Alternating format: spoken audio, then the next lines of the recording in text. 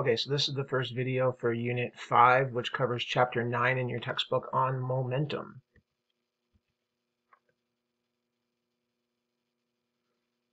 So, kind of looking back here a little bit, talked about Newton's third law, and how for every force there's an equal and opposite force. We're going to see how this applies to what's called the conservation of momentum in a little bit. Okay, the first thing we want to talk about is this idea of impulse. And an impulse happens when a collision happens, when two things collide. And a collision is a short duration interaction between two objects. So like a foot kicking a soccer ball. So during that collision, it takes time to compress the object, and it takes time for the object to re-expand. As you can see in the middle of here, it compresses and then it expands back out. And then that duration of the collision really depends on the type of material that's coming into contact. When you're kicking a soccer ball, the amount of force that's needed to compress it is really determined by the foot. And here the graph is over here.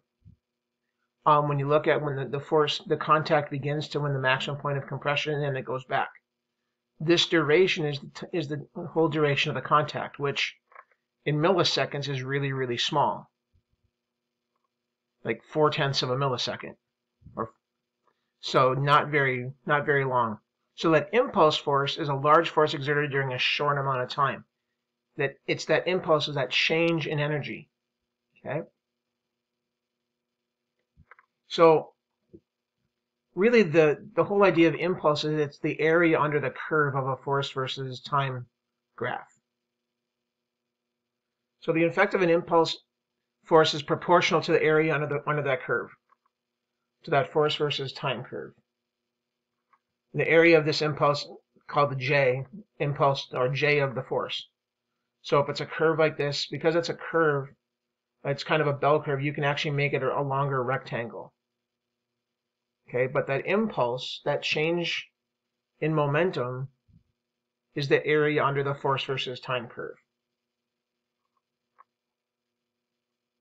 And we can kind of think of this as the average force, which we look at on this bottom graph. The average force is defined as the constant force that has the same duration and the same area under the force versus time curve. So you can take this whole curve and make it an average force, and it turns into a rectangle, which makes it easier to calculate. So impulse has the units of Newton seconds, but the Newton seconds are equivalent to kilograms times meters per second. So typically they use the kilograms times meters per second as the unit of impulse. So the impulse is a vector quantity because there's a force, and because the force has a direction, therefore impulse has a direction as well. All right, so example here. So a rubber ball experiences the force shown in figure 9.4 as it bounces off the floor. What's the impulse of the ball? What's the average force on the ball? Okay, so we have this graph, no initial force, over 8 milliseconds, the force changes as shown, and then it goes back to no force applied. Okay, so the impulse is the area under the curve. So the shape of the graph is triangular, so we'll need to use the fact that the area is 1/2 base times height. Okay, so the impulse is 1/2 of 300 times 0.008 seconds. 8 milliseconds is 0.008 seconds. So 1/2 of 300 times 0.008 is 1.2 Newton seconds, or 1.2 kilograms times meters per second. And then we know that force times the time is impulse. So J, impulse, is force average times your time. We can find the average force that would give this to be, since we know our impulse is 1.2 kilograms times meters per second, or 1.2 Newton seconds, divided by our time. Our force is impulse divided by time, so 12 divided by 0.008 is 150 newtons. That's how you would get base the information from that graph. Oh, so in this particular example, the average value of the force is half the value. This is not surprising because of the triangular shape. So that's the end of part 1 of section 1. Section 2 deals with what's called the impulse momentum theorem and the idea of momentum. Okay, so we know that giving a kick to a heavy object will change its velocity much less than a lighter object. If you've ever done that, you kick like a little ping pong ball versus a bowling ball. Try to put the same amount of force on it, the little ping pong ball is going to go faster. We can calculate how the final velocity is related to the initial velocity.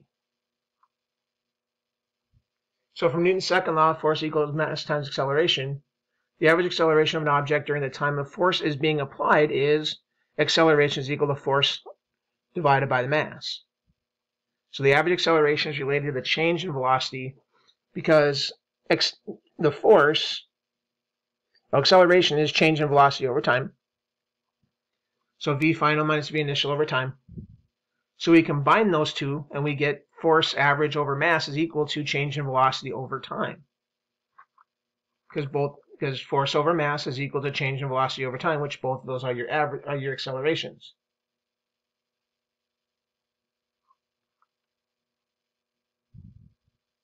So we get that to be this.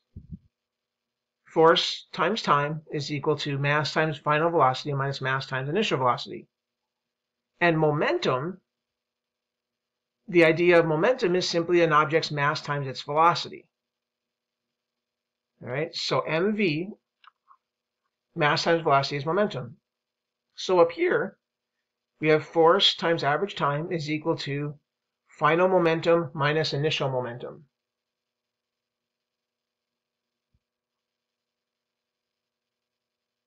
Which is what's called the impulse momentum theorem. All right, so momentum is a vector quantity because it has a velocity. The magnitude of an object's momentum is simply the product of its mass and speed. All right.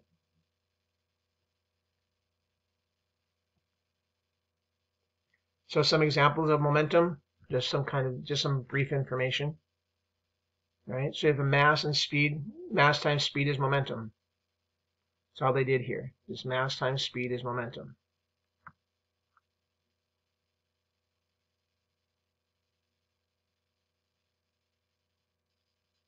So the impulse is change in momentum. Okay, so the impulse momentum theorem states that an impulse delivered to an object causes the object's momentum to change.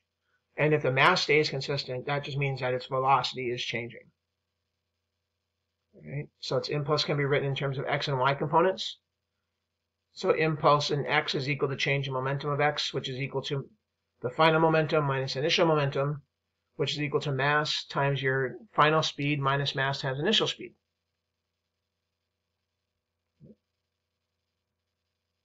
So if you look at some examples, you play like mini golf or on a golf course, and you putt. A putter hits a ball. The ball is sitting still. The club delivers an impulse of J to the ball, increasing the ball's momentum. So that momentum is now transferred to the ball. So now the ball has momentum because that impulse, the change in momentum of the ball. The ball delivers that momentum to the ball. The club delivers that momentum to the ball. And getting a header in soccer, same thing. The ball's moving. The player's head delivers a change in momentum of the ball because the ball is coming one way, so its velocity is in one direction, and that impulse from the head causes it to go in a different direction. So the momentum of the object is changed. So if we look at the vector portion over here, so vector addition is PF equals PI plus J. So like for the ball initially, PI was 0 and J was in one direction. So in the ball example, PF is equal to J. So your final momentum is your change in momentum for the golf club example.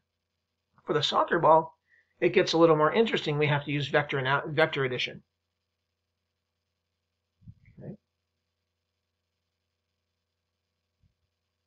So make sure you look over this, understand that impulse is the change in momentum. And oftentimes impulse is your change, if the mass doesn't change, impulse is your change in velocity.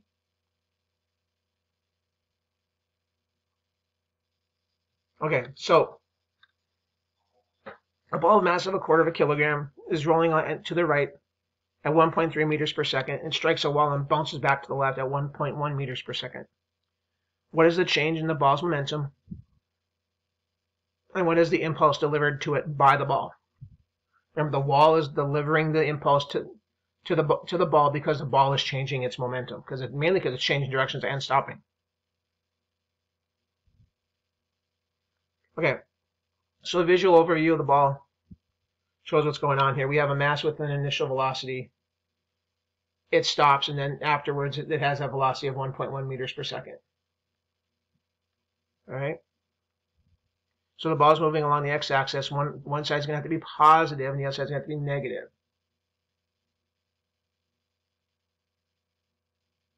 Okay, so to solve this, the x component of the initial momentum is mass times initial velocity. So mass times initial velocity, mass of 0.25 kilograms, velocity of 1.3 meters per second.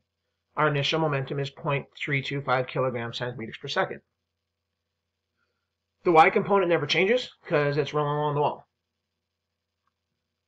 After the ball rebounds, the x component is now the mass, 0.25 kilograms, times its final velocity of negative 1.1 meters per second because it's going backwards.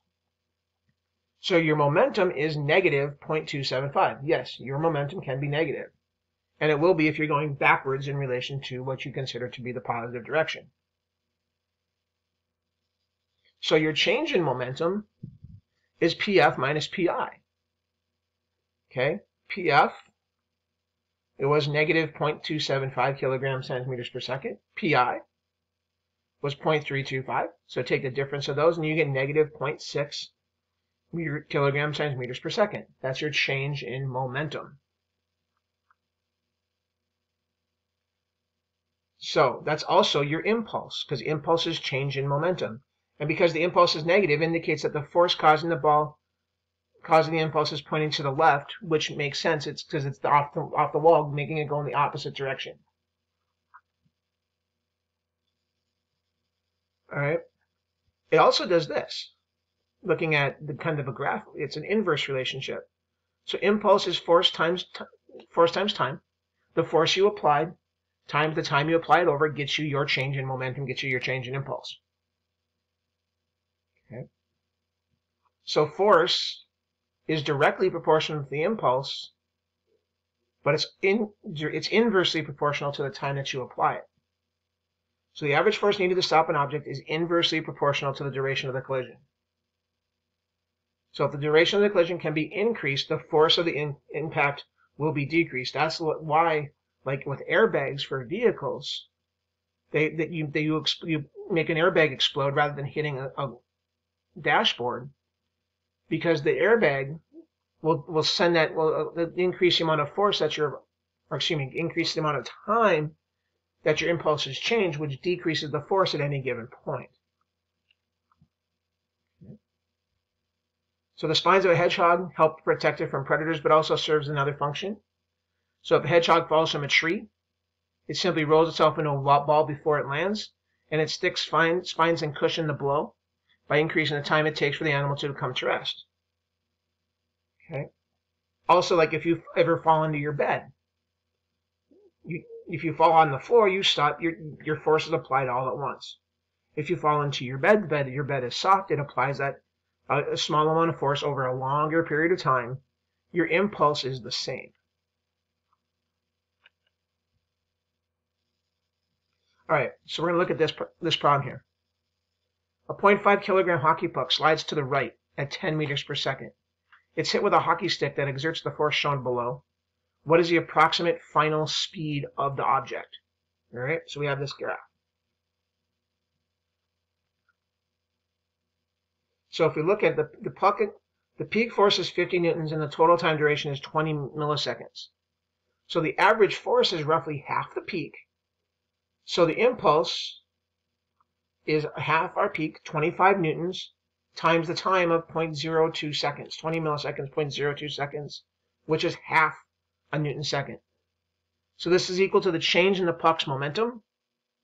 So the change in velocity is your change in momentum divided by the mass, which is equal to 1 meter per second. And then the final velocity is 11 meters per second. Okay, the speed increases because the force is positive and the puck is moving to the right, our default direction. Some of you are like, wait, well, how did it get to 11? It starts with it slides to the right. This force is exerted to get your change in momentum. And then your change in momentum divided by your mass gets you your velocity. Your change in velocity. So the final velocity is your initial velocity, which was 10 meters per second, times your change in velocity, which is 1 meter per second, which is 11 meters per second. All right. So if there is a system of particles moving, then the system of the whole as an overall has momentum. And the total momentum of a system of particles is the vector sum of the momentum of each of the individual particles. So you have to add up all the momentums to figure out the total momentum of the system. Okay, this kind of idea is if you've ever tried to catch a water balloon, okay, and you hold your hand straight out, if you're gonna catch it, it's gonna break. What you want to do is you want to kind of cradle it in as it comes towards you, because you lengthen the collision time, you increase your time, and because you increase your time, you're going to decrease the amount of force applied at any given time, because you're increasing the amount of time that you're changing your momentum. Okay, so now we're going to solve the impulse and momentum practice problems. Okay, so that's kind of the basics behind the impulse and momentum. Now we're going to look at the math. Okay, so the process is you sketch the situation, figure out a coordinate system, define symbols, figure out the unknowns, and then identify what you need to find. Okay, this would be a good thing to kind of jot down. So pause it, jot this stuff down, and make sure you understand what we're doing as we go forward here. So we have a baseball thrown with a speed of 20 meters per second. It's hit straight back towards the pitcher at a speed of 40 meters per second. The impulse force of the bat on the ball is shown over here. We're looking for the maximum. What's the maximum force on the ball? Excuse me, maximum force that the bat exerts on the ball, and what is the average force that the bat exerts on the ball? So we're not the maximum and average force here. So we can model the interaction. So figure 11 is a before and after. So if you think about the ball's hitting the bat, okay. So because F is positive, a force to the right, we know the ball was initially moving towards the bat with the left, so it had an initial negative velocity.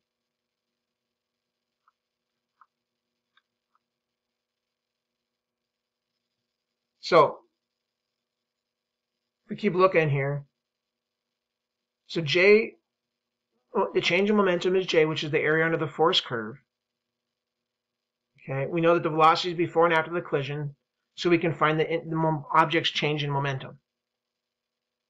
We know that the final velocity, we know the mass, and because the mass remains constant, then we do this.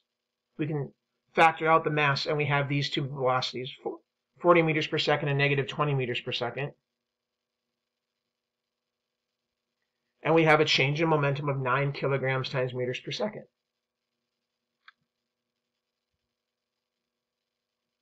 Okay. Because we did our drawings, our initial velocity is negative 20, final velocity is positive 40. The mass remains consistent. And because we know all of that, we can figure out the change in momentum. J, which it's the same area under the force versus time curve. So the force curve is a triangle with a height F max and a width of 0.6 milliseconds, as was shown before. So the area under that, because it's a triangle, is 1/2 times force mass times your time of duration. So force max times half of your time will get you your area, your impulse. Okay, so that means our change in momentum, which we just saw to be 9 kilograms times meters per second, is F max times times your time.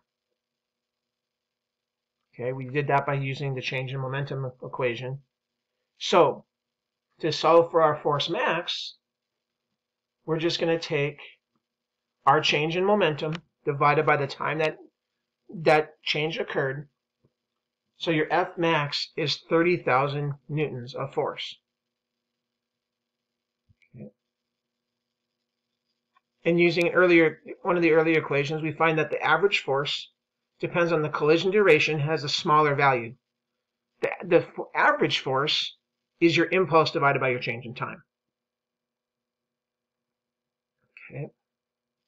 Your impulse is 9 kilograms centimeters per second. Your total time is 6 times 10 to the negative 4 seconds. So your average force is 15,000 newtons, about half of the max. The max should be larger. Okay. So again, you can go through and look at, review how to do this math problem. So there's this thing called the impulse approximation, that we can ignore small forces that act during the brief time of impulse. We consider only the momentum and velocities immediately before and immediately after the collisions. So the approximation, basically you can ignore some of the little things in there. All right. So a 500 kilogram rocket sled is coasting at 20 meters per second. It then turns on its rocket engines for 5 seconds. What's the thrust? With the thrust of 1,000 newtons, we're going to try to find its final speed. So now we've got a mass, a velocity, and a time, and a thrust force. We're going to try to find its final speed. Okay, so change in momentum. The impulse momentum theorem gives a change in momentum of 5,000 newton seconds. Basically, you take the force applied times the time. There's your impulse momentum. Force times time gets you your impulse. Okay, if we neglect the change in mass of the rocket due to combustion of the fuel, then the change of the velocity is 5,000 newton seconds. So again, the impulse is going to be mass times velocity. Okay, so the change in momentum is going to be our 5,000 divided by our mass of 500, which gets you a velocity of 10 meters per second. That's your change in velocity. Mass times change in velocity gets you your impulse. So the final velocity, now it's changed 10 meters per second. Okay, so the thrust has now increased our mass 10 meters per second, increasing velocity. So 20 plus 10 is 30 meters per second. So again, impulse is force times time, 500 times 10. It's also mass times change in velocity. So we have our impulse. Impulse divided by mass gets us our change in velocity. And since we know our initial velocity, we can solve for we just add our change in velocity to our initial velocity to get our final velocity. Okay, so a car traveling at 20 meters per second crashes into a bridge area. We're going to look at, estimate the force on the driver if the driver is dropped by the water-filled barrels that you've probably seen by on and off ramps. And the crumple zone of our car about a meter. We're going to assume that it accelerates at a constant rate, so it's slowing down at a constant rate. Okay, so we have the initial speed, so we can know the final speed, and we're going to know the distance that that force was applied over.